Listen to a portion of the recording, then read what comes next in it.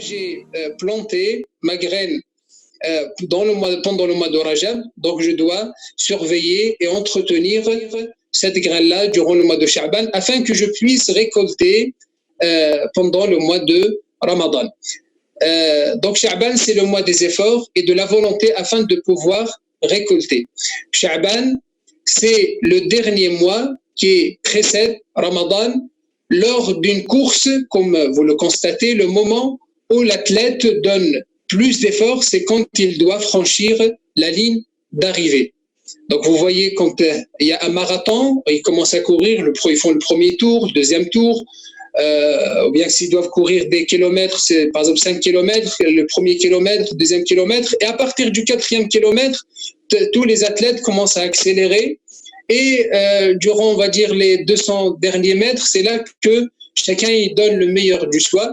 C'est la même chose. Donc là, on arrive vraiment à la période juste avant le mois de Ramadan. C'est le moment que chacun de nous doit sortir ce qu'il y a de meilleur en lui et doit faire tout son possible et mettre tout en œuvre afin d'arriver et affranchir la ligne d'arrivée.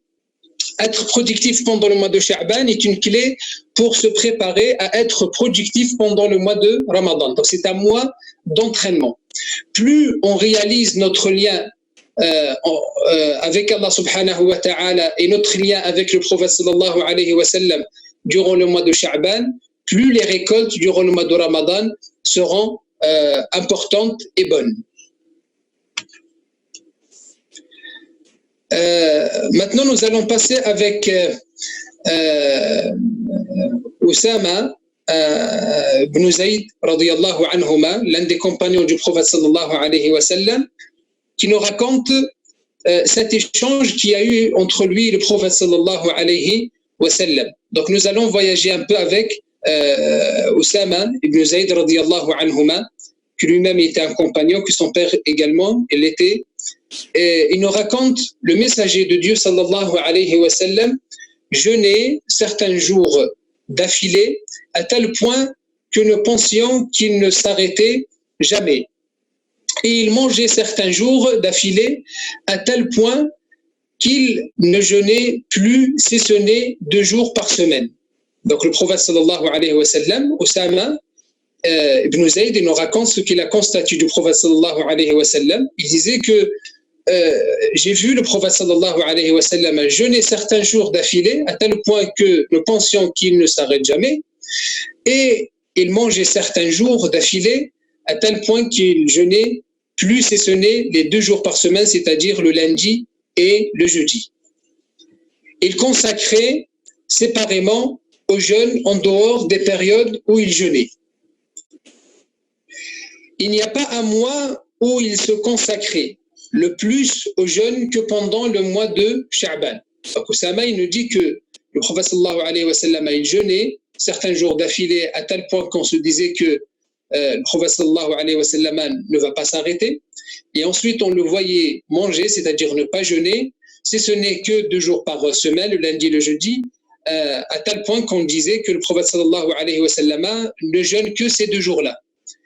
Et il n'y a pas un mois où le prophète sallallahu alayhi wa sallam a jeûné entier, si ce n'est le mois de... et il n'y a pas un mois où il se consacrait le plus au jeûne, c'est-à-dire il pratiquait plus le jeûne, que pendant le mois de Sha'ban.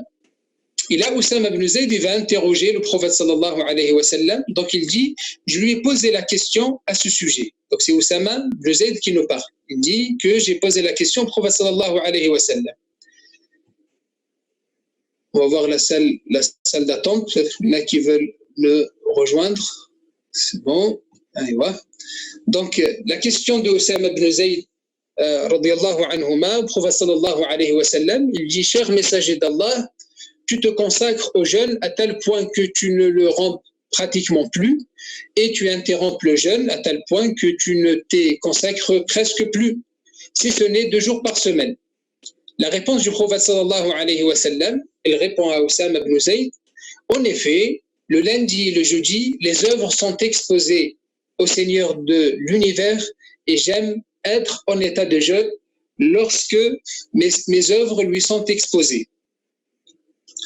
Oussama ibn Zayd, il va revenir à la charge avec une deuxième question.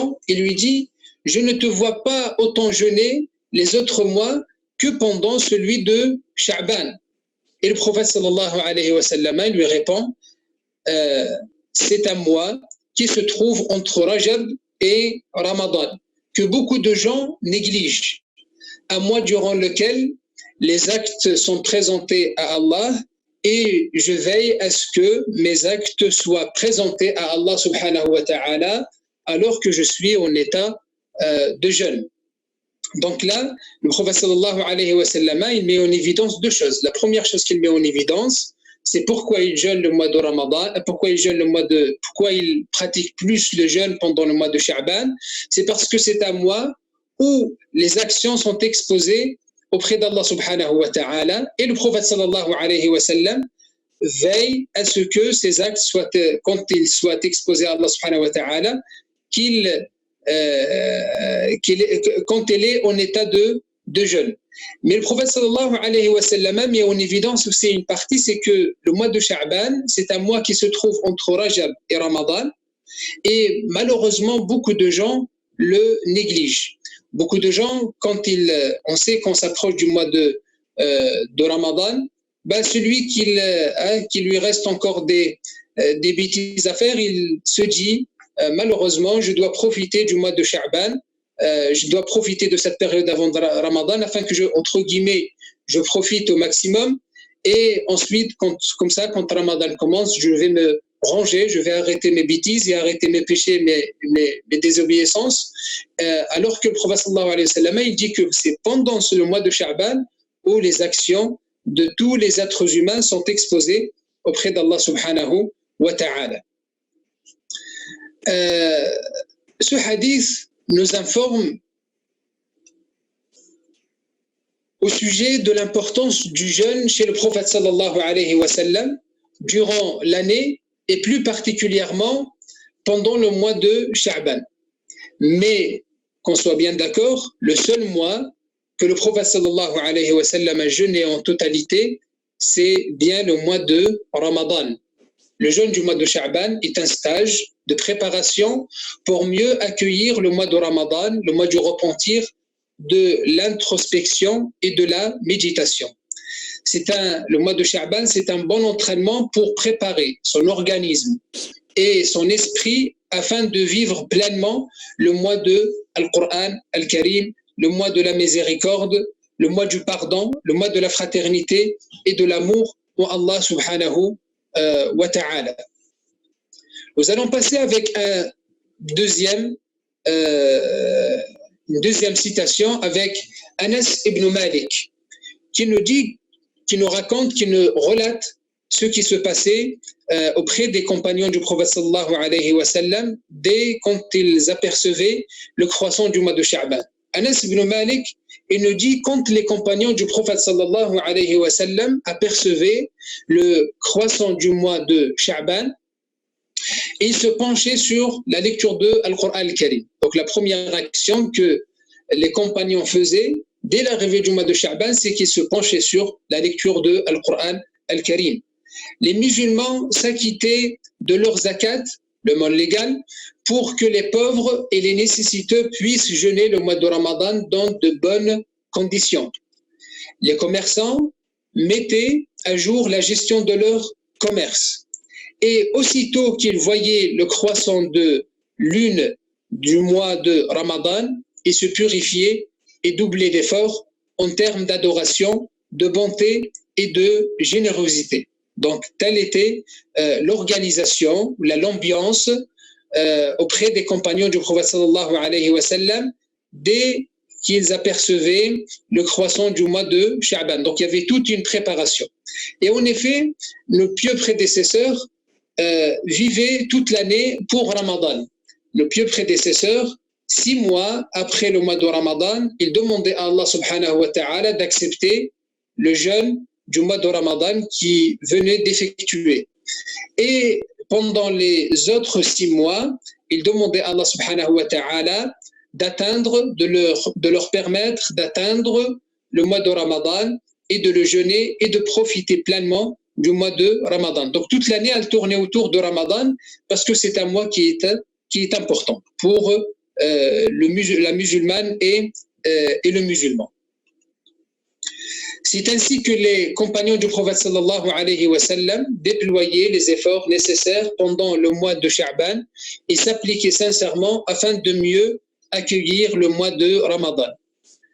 Maintenant, pour nous, dans notre contexte, au milieu de nos occupations, de notre quotidien, de notre petite routine, c'est comment profiter du mois de Sha'ban et préparer au mieux la venue du mois béni, le mois de Ramadan. C'est une question qu'on se pose, c'est comment, maintenant qu'on sait que le mois de Sha'ban c'est un mois important, maintenant qu'on a vu comment les compagnons du prophète sallallahu alayhi wa sallam, comment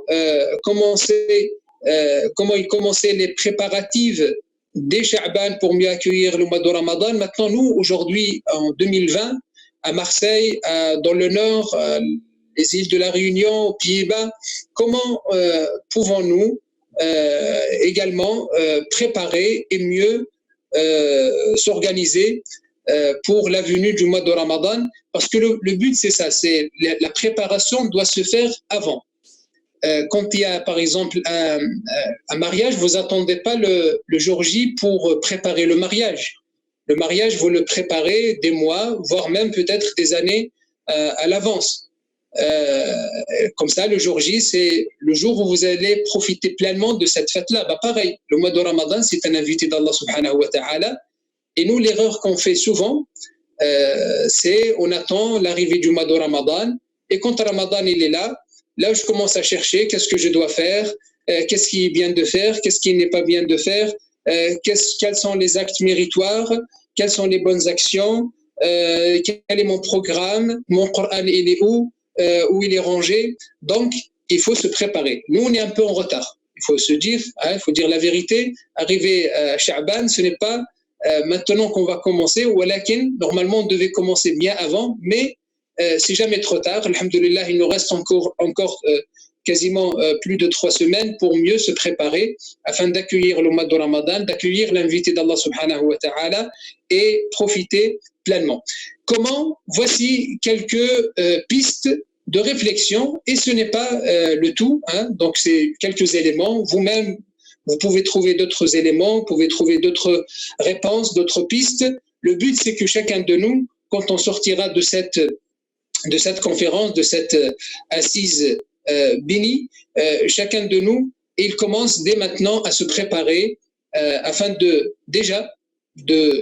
d'arroser, de faire l'arrosage, de faire l'irrigation. Celui qui n'a pas encore commencé la plantation, qui plante dès aujourd'hui, qui met l'intention que c'est bon, Ramadan va bientôt arriver, donc j'ai la détermination que je vais profiter pleinement du mois de Ramadan. Donc il commence le travail dès maintenant, Inch'Allah.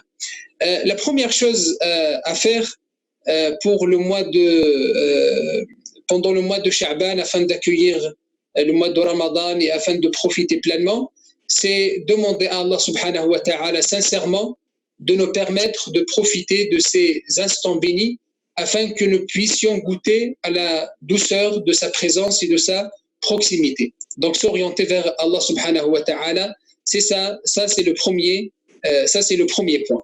Le deuxième point qui est important pendant ces jours-là, avant l'arrivée de Ramadan, c'est de se réconcilier avec Allah subhanahu wa ta'ala, se repentir sincèrement de l'ensemble de nos maladresses et de nos manquements.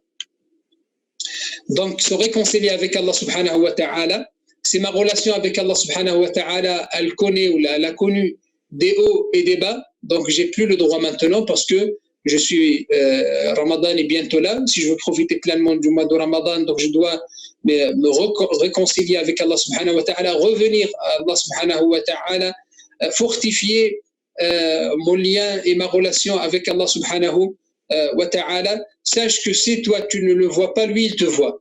اعلم أنك إن لم تكن تراه فإنه يراك.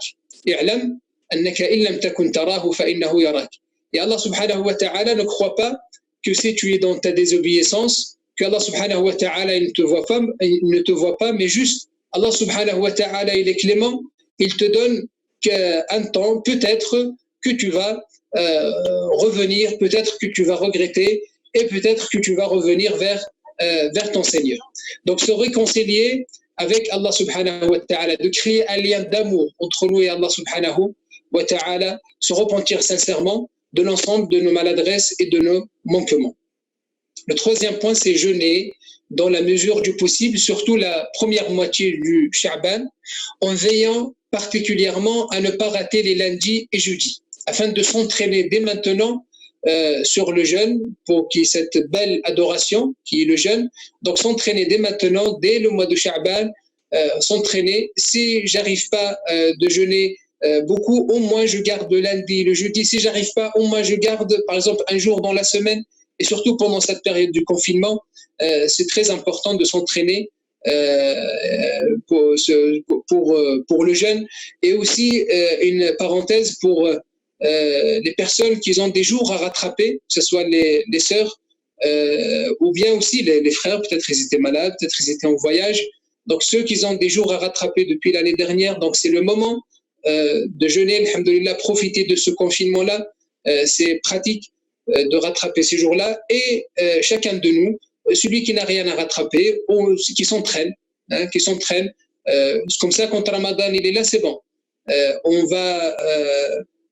va gagner cette période, les 3, les 4 premiers jours de Ramadan. J'ai mal à la tête, je me sens pas bien, il me manque du café, il me manque du thé, j'ai trop faim, j'ai trop soif. Quand je m'entraîne durant le mois de Sha'ban, arrivé le mois de Ramadan, je gagne déjà du temps, je gagne déjà du terrain, et dès le premier jour, je commence déjà à profiter pleinement. La quatrième piste pendant le mois de Sha'ban, c'est de se pencher sur la lecture de Al-Qur'an Al-Karim, le méditer et le goûter. Donc profitons du mois de Sha'ban pour lire Al-Qur'an Al-Karim. Nos Corans qui sont rangés dans les bibliothèques, donc il faudra les sortir. Et Inch'Allah, nous faisons un pacte avec Al-Qur'an Al-Karim, c'est que chaque jour, et Inch'Allah, jusqu'à quand on va rencontrer notre Seigneur, nous allons le lire, ne serait-ce que quelques lignes, ne serait-ce qu'une page par jour. Celui qui n'a pas l'application sur son portable, l'application de Coran, c'est le moment de la télécharger et de la mettre et de ne plus la désinstaller. Celui qui ne sait pas lire le Coran en arabe, alhamdulillah, il y a l'Institut Maison de la Connaissance pour apprendre à lire, pour vous aider à apprendre à lire le Coran en arabe. Pendant cette période-là, profitez même à le lire en français. Il y a des applications où on peut à la fois lire la traduction et écouter le verset. Ce que je veux dire par là, c'est que chacun de nous doit renouveler et fortifier et retrouver ce lien avec Al-Qur'an Al-Karim, que ce soit à travers la lecture, à travers la méditation, afin de goûter aux saveurs de Al-Qur'an Al-Karim, qui est la parole d'Allah subhanahu wa ta'ala. La cinquième piste pendant le mois de Sha'ban, afin de profiter pleinement du mois de Ramadan dès son arrivée, c'est d'aider et soutenir. C'est parmi les gages de véracité, le don est le plus concret et le plus quotidien. Donc, profitez de ce mois de Sha'ban pour s'entraîner sur toute forme de générosité, le don. Donc, le don dans son sens large, le don de son temps, de ses compétences, de sa réflexion, de sa bienveillance. Le prophète sallallahu alayhi wa sallam, il a dit même le fait de faire un sourire à ton frère ou à ta sœur est une aumône. Donc ça, c'est le don dans son sens large. Commencer à s'entraîner dès maintenant, que ce soit un don financier, que ce soit un don de son temps, de ses compétences, de de quelques heures, de sa bienveillance. Donc, commencez à s'entraîner dès maintenant.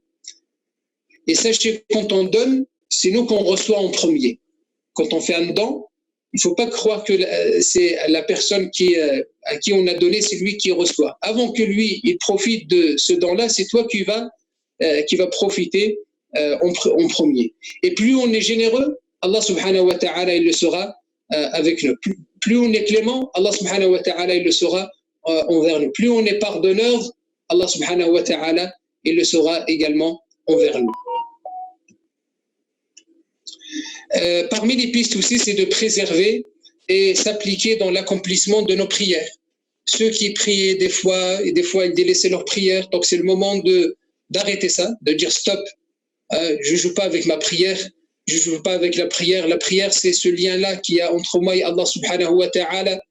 La prière, c'est la dernière recommandation du prophète sallallahu alayhi wa sallam pour sa communauté, as-salah, alors qu'il était sur son lit de mort.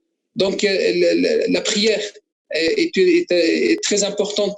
Donc la préserver. Ceux qui priaient des fois et ils délaissaient des fois, donc c'est le moment d'arrêter ça, de dire stop. C'est 5 rendez-vous minimum par jour. Les 5 prières obligatoires, c'est des moments pour nourrir nos âmes. Nous aujourd'hui, nous sommes dans une époque où on nourrit le corps. Regardez, quand ils ont annoncé le confinement, tout le monde il faisait la course dans les magasins pour avoir quelques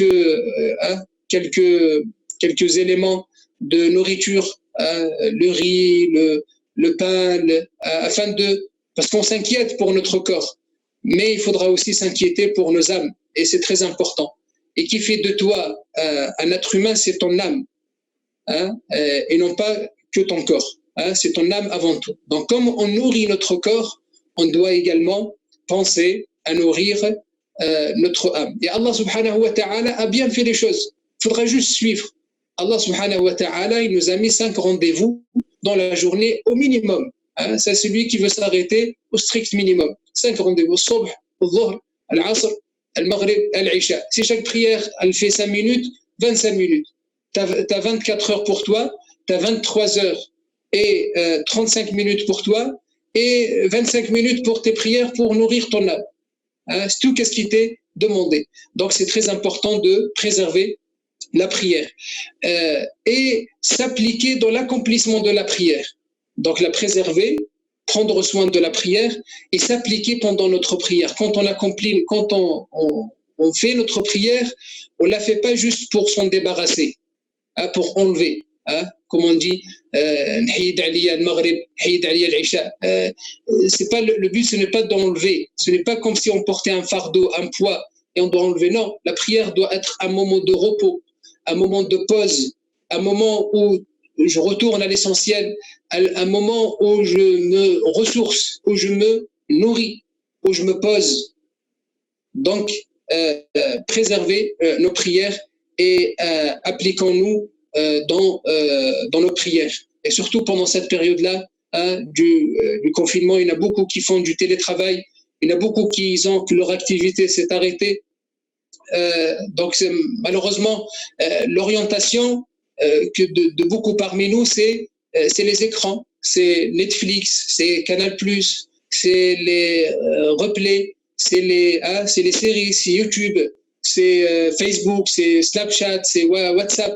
Donc malheureusement, on s'est retourné vers ça et malheureusement, nos prières, on les a mis un peu entre parenthèses, alors que c'est le moment de les préserver et de vraiment de se poser la question où j'en suis dans mes prières, où j'en suis dans ma relation avec Allah subhanahu wa ta'ala. Beaucoup parmi nous, malheureusement, le soir, quand on va se coucher, on met le réveil.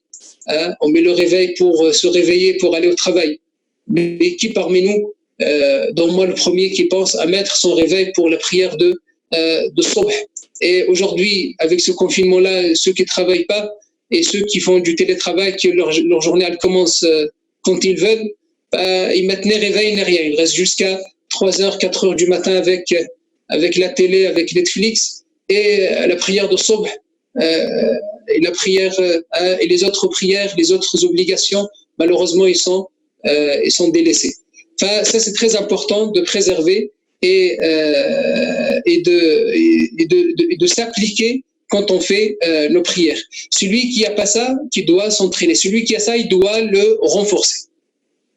Le septième point, c'est de se souvenir d'Allah subhanahu wa ta'ala et de le mentionner inlassablement. Donc, se souvenir, faire ce qu'on appelle al-dhikr, le rappel d'Allah subhanahu wa ta'ala, mentionner Allah subhanahu wa ta'ala inlassablement. Donc, il y a plusieurs formules. Il y a plusieurs formules de al-dhikr. Il y a des fois, des fois ça fait peur, vous trouvez des ouvrages qui sont grands et on dit tout ça, lire tout ça, ça fait beaucoup quand même. Moi, je vais vous donner 3 choses ou 4 choses à faire qui sont assez simples, que tout le monde les connaît. Chaque jour, chaque matin et chaque soir, vous dites Astaghfirullah 100 fois. Astaghfirullah, c'est 2 mots. Astaghfirullah, je demande pardon à Allah. Vous le faites 100 fois. Vous dites La ilaha illallah 100 fois. La ilaha, tout le monde connaît la ilaha illallah. Vous la répétez 100 fois. Vous dites Allahumma salli ala Sayyidina Muhammad 100 fois. Et vous terminez tout cela avec La ilaha illallah Muhammadun Rasulullah. Donc, Astaghfirullah 100 fois, La ilaha illallah 100 fois, et Allahumma salli ala Sayyidina Muhammad 100 fois, et vous terminez tout ça avec une seule fois, La ilaha illallah, l'attestation de la foi, La ilaha illallah Muhammadun Rasulullah. Ça va vous prendre 3-4 minutes. Vous le faites le matin, le soir, avec la présence de votre cœur, et tout doucement, vous allez commencer à goûter à la saveur de dhikr. Ou bien d'autres formules, c'est celui qui connaît d'autres formules, qui les mettent en pratique. Subhanallah, Alhamdulillah, La ilaha illallah, Wallahu Akbar. Mais ce que je veux dire par là, l'objectif et la finalité, c'est de se souvenir d'Allah subhanahu wa ta'ala et de le mentionner afin qu'on ne soit pas parmi al-ghafilin. Hatta la nuktaba mina al-ghafilin. Le huitième point, ou la 8e piste, c'est d'implorer le pardon d'Allah subhanahu wa ta'ala. Je viens de l'évoquer pour nos fautes, pour nos manquements, nos négligences, et s'habituer à accomplir la prière nocturne. Ça, c'est important pendant le mois de Sha'ban de s'entraîner pour faire ce qu'on appelle Qiyamul Layl. Quand on entend le mot Qiyamul Layl, cela, des fois, nous fait un peu peur. On dit Qiyamul Layl, oui, ça c'est pour les grands adorateurs, ça c'est pour les personnes qui ont une grande foi, une foi très forte. Qiyamul Layl, ça vous prend 10 minutes. Qiyamul Layl, ça vous prend 10 minutes. Si vous êtes déterminé, si vous voulez être parmi les gens qui sont comptés auprès d'Allah subhanahu wa ta'ala, avec ceux qui font Qiyam al-Layl, c'est simple. Vous vous levez de votre lit, au plein milieu de la nuit, surtout de préférence le dernier tiers de la nuit, quand il reste 1 heure, 1 heure et demie, une demi-heure, 20 minutes, un quart d'heure avant As-Subh, une pierre de coups, vous levez à la fois pour Qiyam al-Layl et à la fois pour la prière de Subh, vous levez, dirigez-vous vers votre salle de bain, faites vos ablutions. Les ablutions, ça prend 5 minutes maximum. Faites vos ablutions, prenez votre tapis, faites 2 rak'at. La première rak'a, vous lisez le Fatiha avec Qul Wallahu Ahad, et la deuxième rak'a, vous lisez Al-Fatiha avec Qul A'udhu bi Rabbil Falaq. Vous allez faire ces 2 rak'at et vous serez compté parmi les gens qui font Qiyam al-Layl, parmi les gens qui accomplissent les prières nocturnes, car il faut savoir une chose, la prière la plus agréable, la plus aimée auprès d'Allah subhanahu wa ta'ala après les prières obligatoires est celle effectuée au cours de la nuit, effectuée au cours de la nuit. Parmi les pistes aussi, je ne vais pas m'étaler beaucoup plus que ça, c'est avoir la résolution sincère de corriger sa manière d'être et d'agir. Donc une fois que j'ai travaillé ma relation avec Allah subhanahu wa ta'ala, j'ai fortifié mon lien avec Allah subhanahu wa ta'ala, je prends soin et j'entretiens mes actes d'adoration, je dois également corriger ma manière d'être, ma manière d'agir, ma manière de me comporter avec les gens et chercher à mieux se comporter et réaliser ce qu'on appelle une mutation éthique. Donc, profiter de cette période-là pour, entre guillemets, faire une auto-introspection, de se poser les questions, ma relation avec si je suis marié avec mon époux, avec mon épouse, avec mes enfants, avec mes parents, avec ma petite famille, ma grande famille, mes voisins, avec mes collègues du travail, avec la société, les personnes qui partagent avec moi le même train de vie, quel est mon comportement envers eux, et faire un travail sur ça, essayer de changer, essayer de sortir ce qu'il y a de bien en nous et effaçons ce qu'il y a de mal en nous.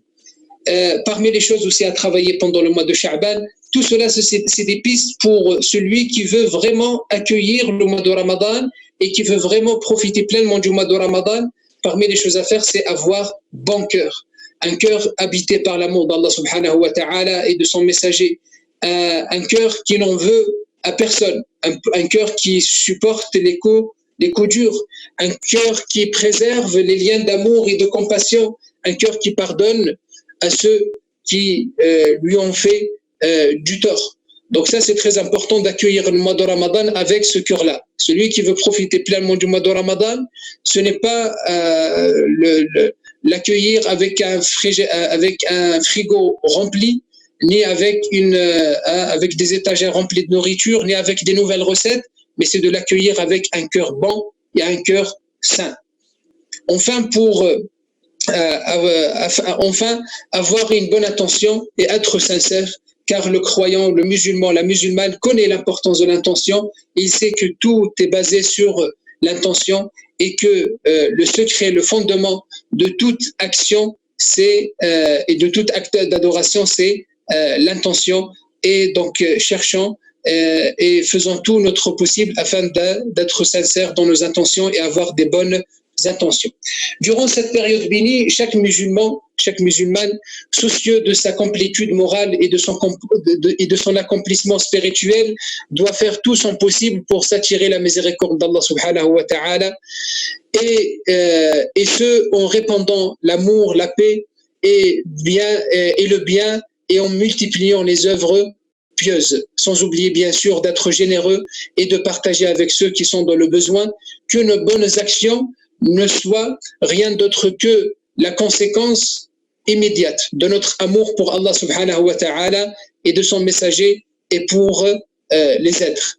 Le mois de Ramadan se répète une fois par an car le croyant en a grandement besoin. Si on compare notre pratique avec celle de nos pieux prédécesseurs, on ne sort pas de la phase de poule, on n'est pas qualifié pour les phases finales. Donc si on se compare avec notre adoration, avec notre préparation pour accueillir le mois de Ramadan, avec, comme on a cité tout à l'heure, les compagnons du prophète sallallahu alayhi wa sallam, comme Anas ibn Malik, il l'a relaté, bien sûr on est loin, mais chacun de nous essaye, fait le maximum afin de ressembler et on sera, Inch'Allah, récompensé pour cela.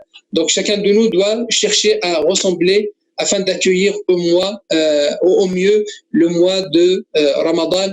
Et sachez que Ramadan, il s'agit d'un repêchage.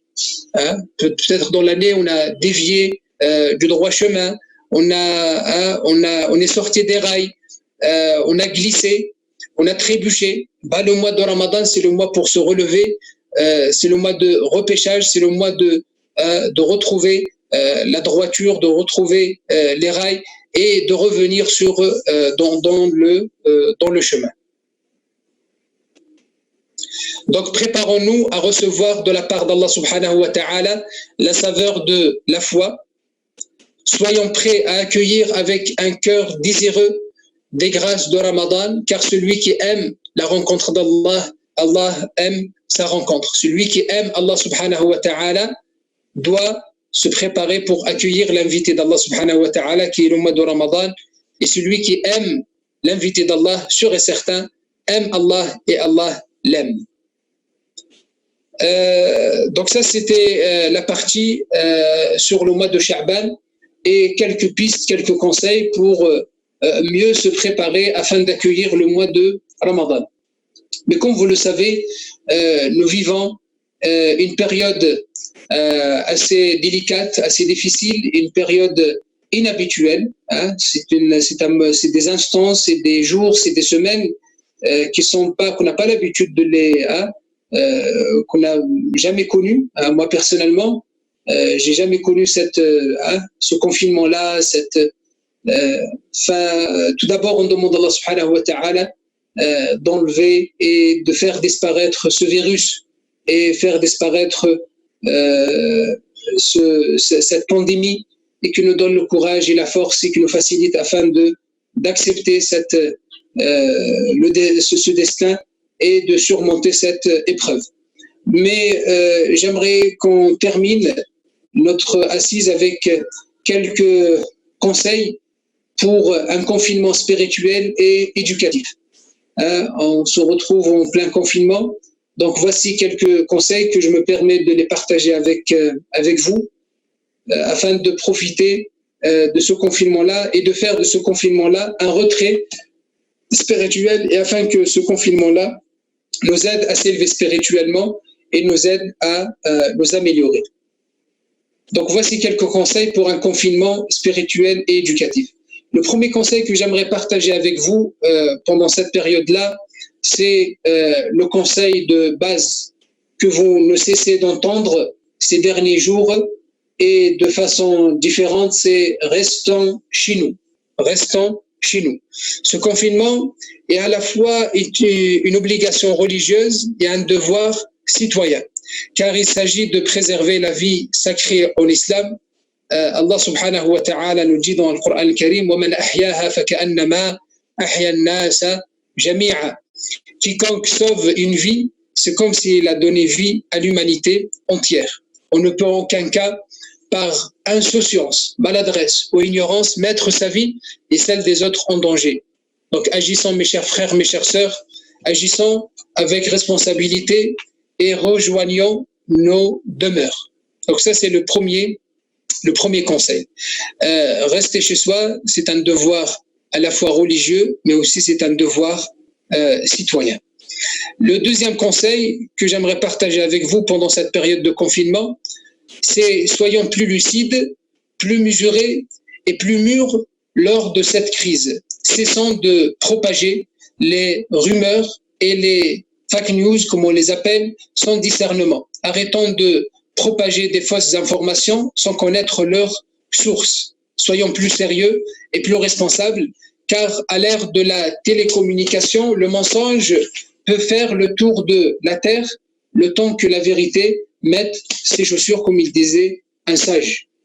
Donc, le mensonge peut faire le tour de la terre le temps que la vérité mette ses chaussures. Donc, vérifions, mes chers frères, mes chères sœurs, vérifions la source et la fiabilité de nos informations conformément à l'enseignement du Coran al-Karim. Ya ayyuhalladhina amanu in ja'akum fasiqun binaba'in fatabayyanu wa fi riwayatin fatathabbatu. Et surtout pendant cette période-là, subhanallah, chaque jour on reçoit vingtaine, trentaine, cinquantaine, centaine de messages, et tout le monde, les informations surgissent à droite, à gauche, par SMS, par WhatsApp, par mail, par tous les réseaux sociaux. On reçoit de partout des informations, et subhanallah, tous on a découvert pendant cette période-là que dans nos contacts, il y avait quelqu'un qui connaissait le cousin du cousin de tel qui travaille dans le ministère de la Santé, l'autre que son cousin il travaille à l'Élysée, l'autre que son cousin il travaille je ne sais pas où.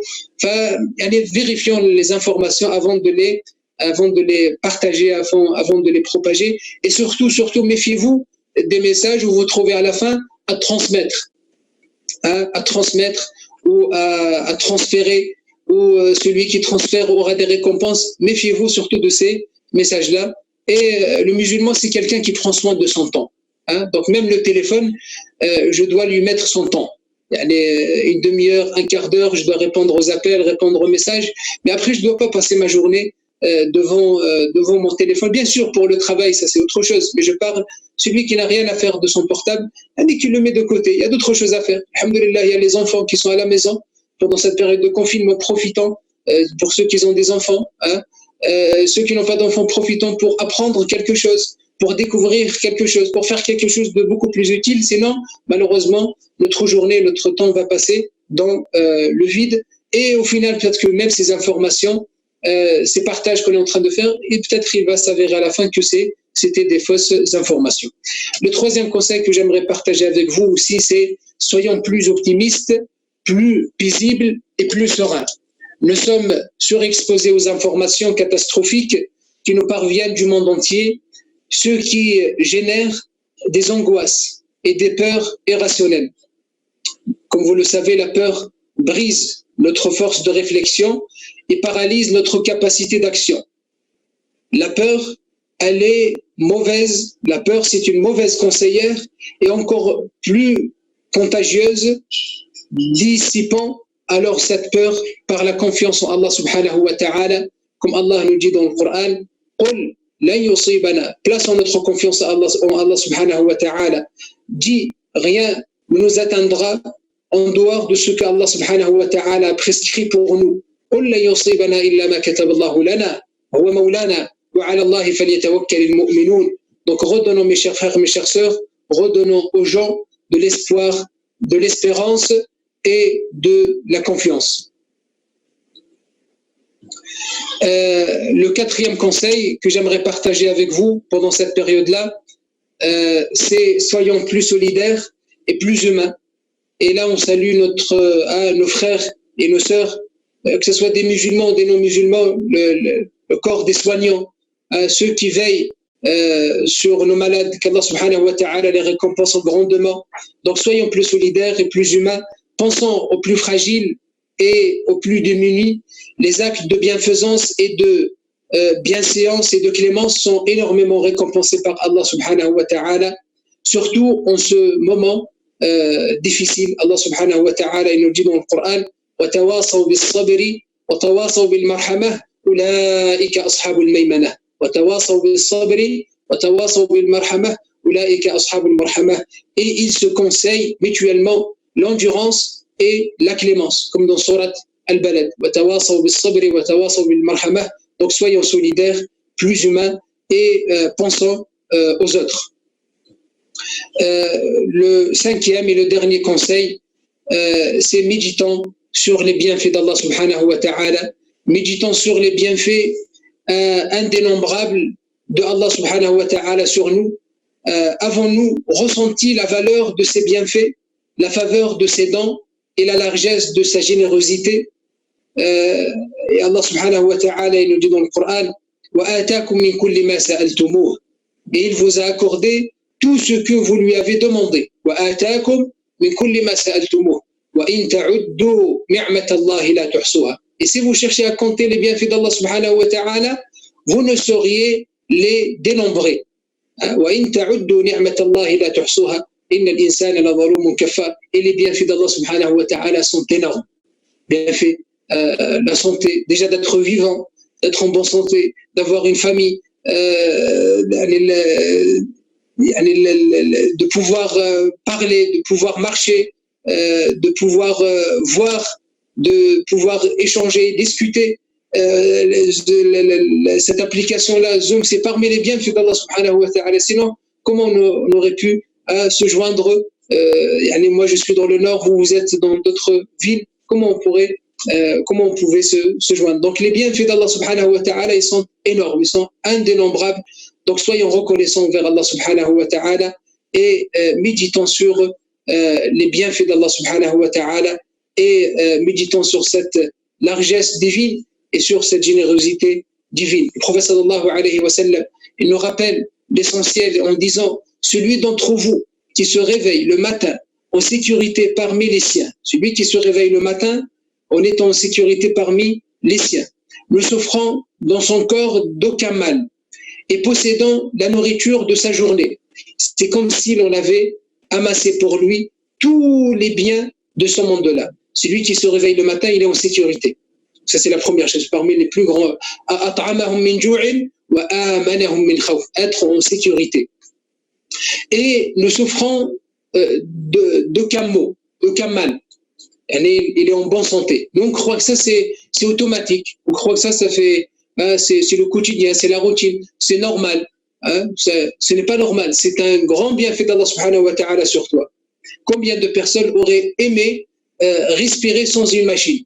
Combien de personnes auraient aimé écrire, mais ils n'ont plus leurs mains pour écrire? Combien de personnes auraient aimé regarder et voir la Méditerranée, hein, mais Allah subhanahu wa ta'ala les a privés de cela. Donc c'est un grand bienfait d'Allah subhanahu wa ta'ala. Et possédant la nourriture de sa journée. Tu as chez toi la nourriture qui te suffira pour ta journée, c'est-à-dire le petit déjeuner, le déjeuner et le dîner. Ça, c'est on est vraiment, hein, si on veut vraiment se gâter. La nourriture d'une journée, normalement, c'est 2 repas, voire un repas.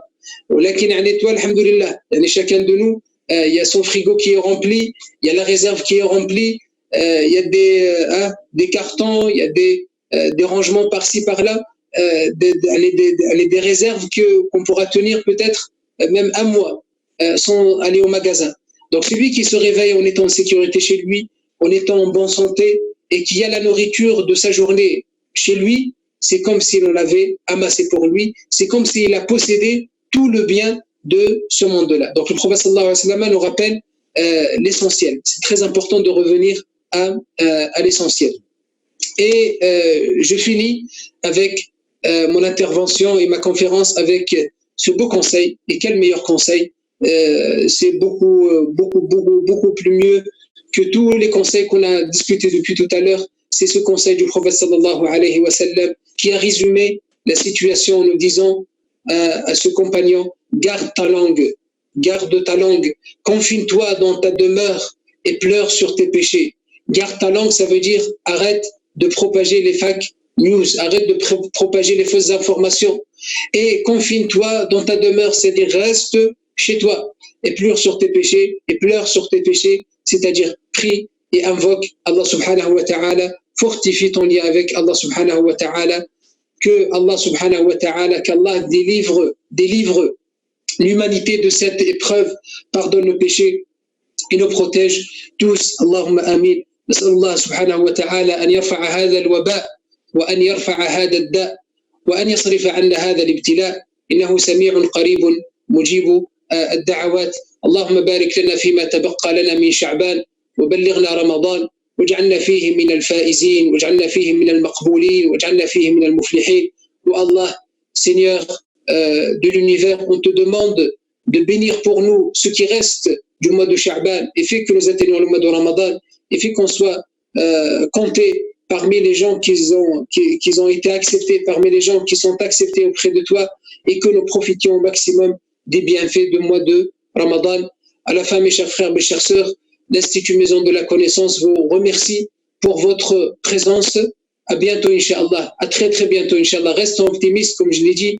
À bientôt, Inch'Allah, dans nos locaux, Inch'Allah, au 50 boulevard Viala, au 13015 à Marseille, Inch'Allah. Et je remercie depuis cette plateforme l'équipe de l'Institut Maison de la Connaissance, que ce soit notre secrétaire Khaoula, que ce soit nos professeurs, que ce soit l'équipe administrative ou nos professeurs qui assurent ces rendez-vous afin de maintenir ce lien avec nos étudiants, avec nos frères, avec nos sœurs, se rappeler mutuellement. Et c'est très important. C'est parmi la grâce d'Allah subhanahu wa ta'ala de pouvoir trouver une équipe ou des gens qui cherchent à nous rappeler d'Allah subhanahu wa ta'ala et à nous appeler à Allah subhanahu wa ta'ala et à fortifier notre lien avec Allah subhanahu wa ta'ala et son messager. Subhanak Allahumma wa bihamdik.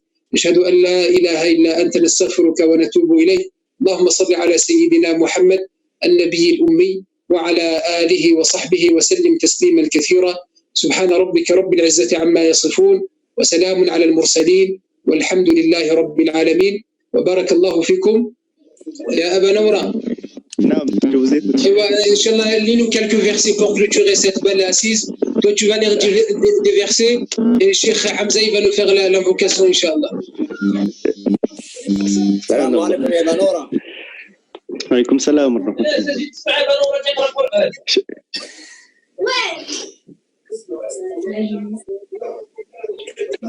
أعوذ بالله من الشيطان الرجيم. بسم الله الرحمن الرحيم. لله ما في السماوات وما في الأرض وإن تبدوا ما في أنفسكم أو تخفوه يحاسبكم به الله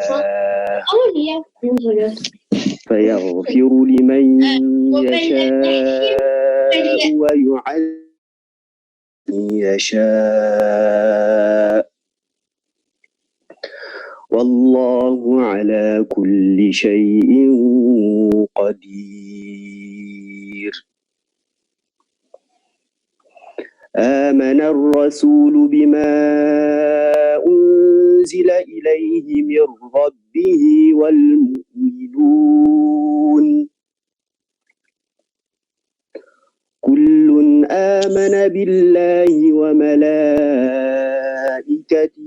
وكتبه ورسله لا نفرق بين أحد من رسله وقالوا سمعنا وأطعنا غفرانك ربنا وإليك المصير. لا يكلف الله نفسا إلا وسعها لها ما كسبت وعليها ما اكتسبت ربنا لا تؤاخذنا إن نسينا أو أخطأنا